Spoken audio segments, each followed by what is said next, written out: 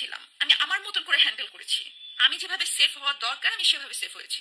আপনারা বলতে পারেন যে ওই পাশ থেকে গালিগালাজ করছে, তুমি তো হেসে হেসে কথা বলেছো। আচ্ছা, আমি কোথা থেকে শুরু করব আমি আসলে বুঝতে পারতেছি না। আপনাদের মাথায় কি সামান্য ঘিলু নাই? সামান্যতম আপনারা চিন্তা করে দেখেন না? একটা জিনিস যখন আপনারা শোনেন বা একটা জিনিস যখন দেখেন, আপনাদের বিবেক কাজ করে না যে আপনারা একটা মেয়েকে কি বলবেন, কোন ভাষা ইউজ করবেন, এবং এর পরিবর্তে কারমা হিসেবে আপনাদের জন্য কি আসবে? আপনারা একটু ভাবেন না? একটা অডিও কল যেটাতে স্পষ্টভাবে অপর পাশের লোকটা বলছে যে ও তো আমার ফোন ধরবে না, ও তো আমার ফোন ধরবে না, এবং সে আমাকে কল করে নাই, অন্য একজনের ফোনে ফোন করেছে। তার মানে আপনারা কি এটুকু বোঝেন না যে আমি তার ফোন ধরি না, বা আমাকে আমার ফোনে সে রিচ করতে পারে না? আমি যে তার সাথে কথা বলি না, এবং আমাকে যে সে রিচ করতে পারে না, এই জন্যই তো সে এই জন্যই তো সে অন্য একজনকে ফোন করে আমার সাথে কথা বলেছে, বিকজ সে আমাকে রিচ করতে পারে না। আমি লিটারেলি তাকে কলে ব্লক করে রেখেছিলাম।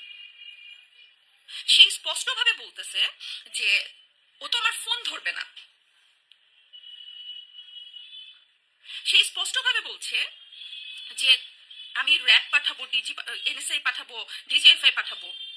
কেন পাঠাবে? আমার সাথে যদি তার কুলুকুলু সম্পর্ক থাকতো, তাহলে আমাকে বলতো এই মাহি, বা আমাকে ফোনও করতো না, আমাকে টেক্সট করতো, আমি তো দৌড় দিতাম। সে আমাকে লিটারেলি মানে বলতেছে যে পুলিশ পাঠাবে, র্যাব পাঠাবে। তার মানে আমি কি পরিমাণে তাকে ইগনোর করছি যে আমাকে এগুলো পাঠায় তাকে নিতে হবে। আপনারা এটা বুঝেন না? আমি ওই সময়ে আমি যাদেরকে চিনি, যারা পাওয়ারফুল ছিলেন, যারা মানে আমাকে হেল্প করতে পারতেন, আমি প্রত্যেকটা মানুষকে বলেছি যে উনি আমাকে ডিস্টার্ব করছেন, উনি আমাকে ফোন করে এগুলো বলছেন, ওইটা বলছেন, এভাবে থ্রেট দিচ্ছেন। আমার কলিগরা আমাকে ফোন করে বলেছে যে শোনো, রাত 11টার পরে যদি আমরা ফোন দিই, কারণ আমার এমন অনেক কলিগকে দিয়ে, মানে আমি আমাকে যখন সে রিচ করতে পারতেছে না, তখন আমার অনেক কলিগ রাত 11টা 12টার দিকে আমাকে ফোন করতো, যারা আমাকে নর্মালি এরকম সময় ফোন করে না। তো তারা যখন আমাকে ফোন করতো, দেখতাম উনি উনি কথা বলছে, তখন আমি রাগ করতাম যে কেন ফোন ধরে দিলাম। ওখান থেকে বের হয়ে ওরা আমাকে বলতো যে শোনো, রাত 11টার পরে ফোন দিলে তুমি ধরবা না আমাদের ফোন, তুমি বুঝবা যে উনি আমাদের সামনে আছেন। তো আমি এমন কারো কাছে নাই, আমি যাই নাই, আমি সাহায্য চাই নাই। আমি বলেছি যে উনি আমাকে ডিস্টার্ব করতেছেন, উনি আমাকে থ্রেট দিচ্ছেন।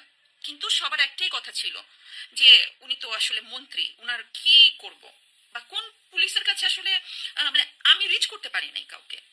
সে সময় মাননীয় প্রধানমন্ত্রী শেখ হাসিনাকে আমি রিচ করতে পারি নাই।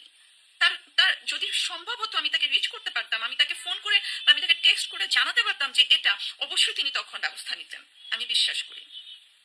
কিন্তু যেহেতু তখন আমি পারি নাই, সো এটা আমাকে খুব পোলাইটলি আমাকে হ্যান্ডেল করতে হয়েছে। আমি ফোনে তাকে গালিগালাজ করতে পারি নাই।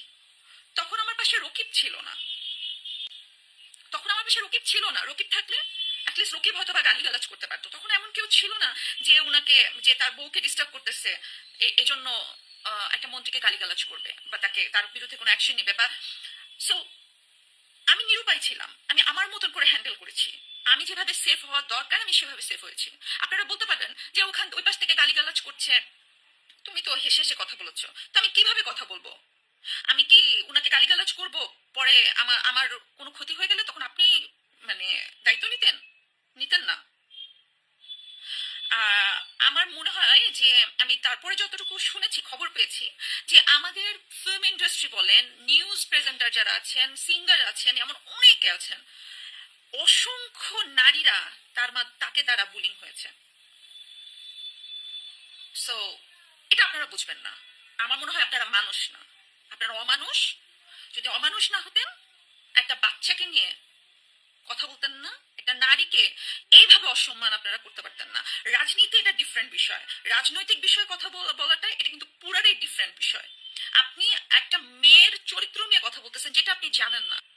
আপনারা যে একটা ছোট বাচ্চা, একটা মাসুম বাচ্চা, একটা ফেরেশতাকে নিয়ে ট্রল করতেছেন, আমাকে বুলিং করতেছেন, আপনাদের মনে হয় না? আপনাদের ভয় করে না? আপনারা মুসলমান না? আপনাদের আল্লাহ নাই? আপনাদের ভবিষ্যতে বাচ্চা কাচ্চা হবে না? অথবা আপনার বোনের বাচ্চা কাচ্চা হবে না? আপনার ভাইয়ের বাচ্চা কাচ্চা হবে না? আপনার নিজের বাচ্চা কাচ্চা হবে না?